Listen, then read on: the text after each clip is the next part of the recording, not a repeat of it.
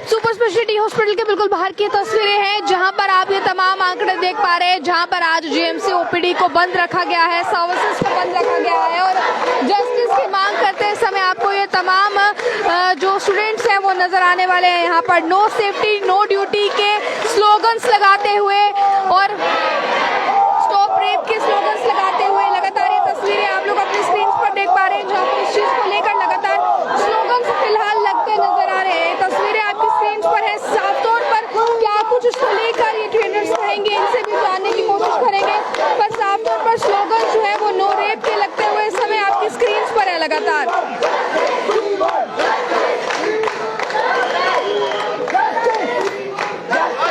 देख पा रहे हैं आप जिस तरह से स्लोगन उनके हाथ में, जिसमें बताया जा रहा है कि ऑन ड्यूटी एक फीमेल डॉक्टर जो है उनका रेप होता है, मर्डर होता है और उसके बाद ये आप देख पा रहे हैं आरजी कार मेडिकल कॉलेज में एक ऑन ड्यूटी महिला डॉक्टर का जो है वो रेप होता है, उसके बाद मर्डर होता है। इस चीज को लेकर लगातार आप देखिए स्लोगन्स लगे हुए हैं। सेफ्टी के समय भी अगर लड़कियों की ड्यूटी के समय भी अगर लड़कियों की सेफ्टी नहीं होगी तो ड्यूटी जो है वो परफॉर्म नहीं करेंगे। इस चीज को लेकर लगातार आप देख पा रहे हैं कि किस तरह से स्लोगन्स जो है वो लगाए जा रहे हैं और ये तस्वीरें लगातार आप अपनी स्क्रीन पर जो है वो देख पाएंगे।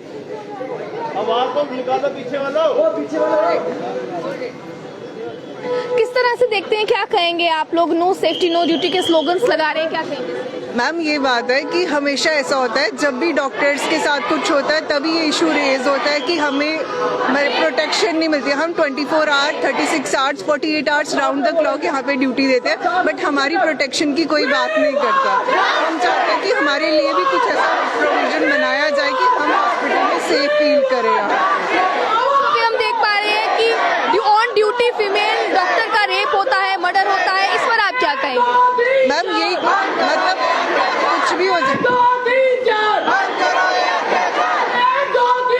मैम, जैसे कि क्या होता है हम तो ड्यूटीज दे ही रहे हैं, हम हमारी ड्यूटीज कभी।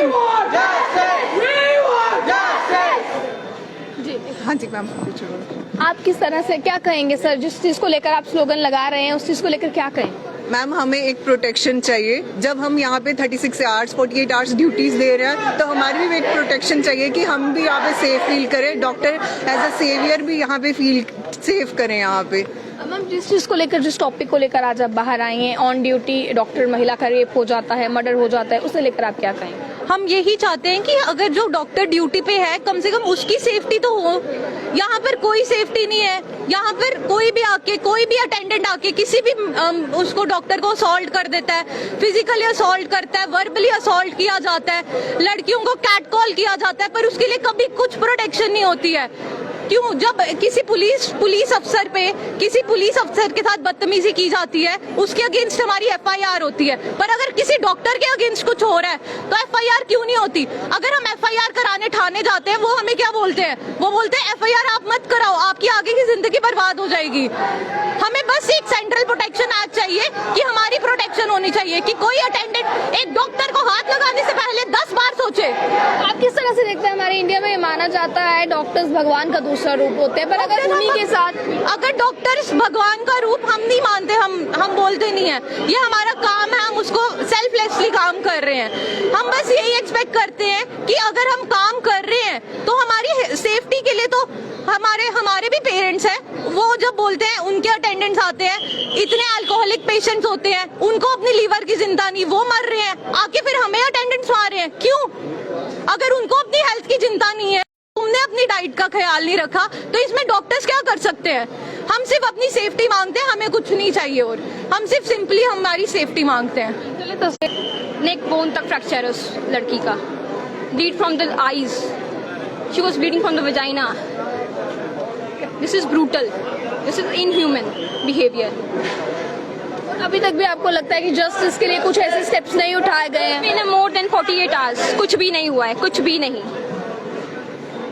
आप किस तरह से देखती हैं, क्या कहेंगे इसके लिए? होता है, ये हमेशा होता है। ये हम लोग अभी प्रोटेस्ट कर रहे हैं, थोड़े दिन में हमें दबा दिया जाएगा, फिर वही चीजें होगी डॉक्टर्स के साथ। मतलब ये बहुत टाइम से हो रहा है ना, डॉक्टर्स के साथ मारपीट हो रही है, छोटी मोटी चीजें हमारे हॉस्पिटल में होती है। इवन एक अटेंडेंट ने मुझे बोला है कि ये क्या ट्रीट करेगी, तो सोई पड़ी है। रात को 3 बजे अगर पेशेंट नहीं है तो मैं सोऊंगी नहीं, मैं भी ह्यूमन हूँ। और ऐसा बहुत सारे कमेंट्स ऐसे कमेंट्स होते हैं, और फीमेल्स को लेके तो स्पेशली ऐसे कमेंट्स होते हैं। क्यों हम हमारी जॉब कर रहे हैं, आप भी अपनी जॉब करते हो, एक पर्टिकुलर टाइमिंग होता है आपका, आप अपनी जॉब करते हो, ठीक है, हमें भी अपनी जॉब करने दो, बट ऐसे कमेंट्स हम नहीं सहेंगे। किस तरह से देखते हैं अब लड़कियां अपने आप को सुरक्षित महसूस कर सकेंगी अगर इस तरह के केसेस सामने आएंगे? बिल्कुल नहीं, हम ऐसे कैसे काम कर सकते हैं। हम वार्ड में अकेले होते हैं, सारे अटेंडर्स होते हैं, पूरा वार्ड भरा हुआ होता है। कभी भी कोई अटेंडर आके नॉक करता है डॉक्टर्स के रूम पे, हम खोलते हैं। जस्ट इन केस कोई पेशेंट ड्रंक हो या फिर बदतमीजी करे, हमारे पास कोई सिक्योरिटी नहीं है बाहर, वार्ड के बाहर, अंदर, कहीं पे भी। लगता है हॉस्पिटल एडमिनिस्ट्रेशन को इस पर कहीं ना कहीं गौर देने की जरूरत है। जी बिल्कुल, सिक्योरिटी के लिए जी बिल्कुल, कुछ करना चाहिए एडमिनिस्ट्रेशन को। जो हमारे पेंट चल रहा है बाहर, उसके बदले अगर डॉक्टर की सिक्योरिटी के लिए अच्छे हेल्दी इंसान खड़े करे बाहर, I think that will be useful. As a female कितना गुस्सा आता है जब इस तरह के केसेस आप देखते हैं और उसके बाद इंसाफ भी नहीं मिलता है?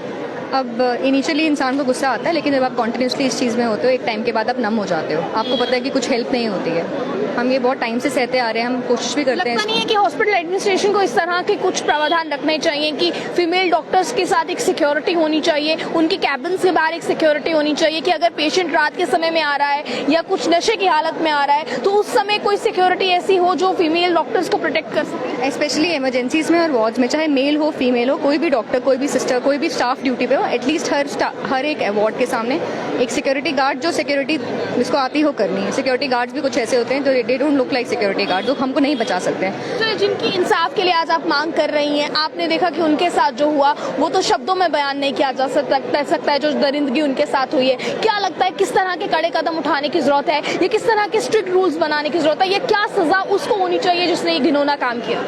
इसके लिए सज़ा सिर्फ डेथ का जवाब डेथ से ही है, और जो आगे हमारे सुप्रीम कोर्ट या हाई कोर्ट जो भी डिसाइड करते हैं वो बेटर है। ऑब्वियसली जिसकी बेटी जा चुकी है वो तो वापस आएगी नहीं, but the only thing that can give them justice is जो हमारा कल्प्रिट है उसको बिल्कुल भी मर्सी नहीं होनी चाहिए, बिल्कुल भी मर्सी नहीं होनी चाहिए।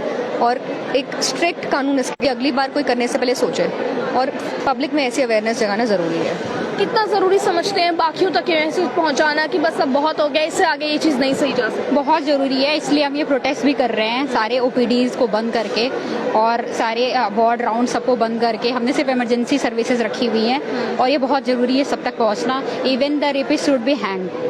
This case is as compare to the Nirbhaya case, तो इसे उतना ही इम्पोर्टेंस देनी चाहिए। She was a medical student, 2nd year, so NEET PG, NEET qualify करना, नीट पीजी करना बहुत ये आसान चीज़ नहीं है, बहुत डिफिकल्ट कोर्स है। तो इसके लिए उसको हैंग करना चाहिए, रेपिस्ट शुड बी हैंग।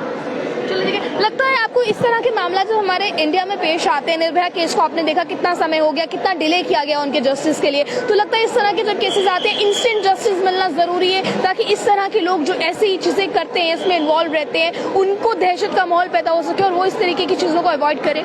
बिल्कुल बिल्कुल करना चाहिए इसमें।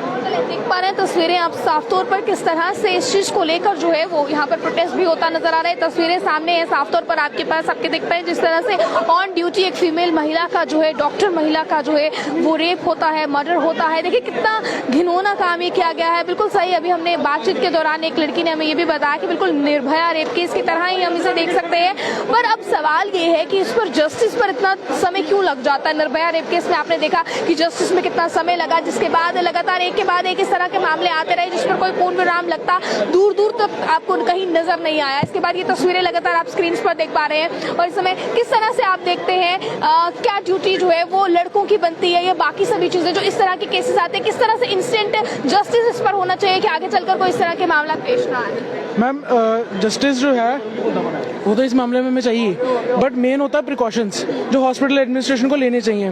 ड्यूटी रूम्स प्रॉपर जो है वो डॉक्टर्स के लिए होते नहीं हैं, जो थोड़े बहुत होते हैं उनमें जो है अटेंडेंट्स या जो भी पेशेंट्स के जो साथ वाले होते हैं वो आके बैठ जाते हैं, उनको कोई रोकने वाला वहाँ पे है नहीं। सिक्योरिटी पर्सनल हमें कोई मिलता नहीं है, तो और जब सिक्योरिटी पर्सनल हमारे पास है नहीं, अटेंडेंट्स तो हमें एज अ फॉर ग्रांटेड लेके चल जाते हैं।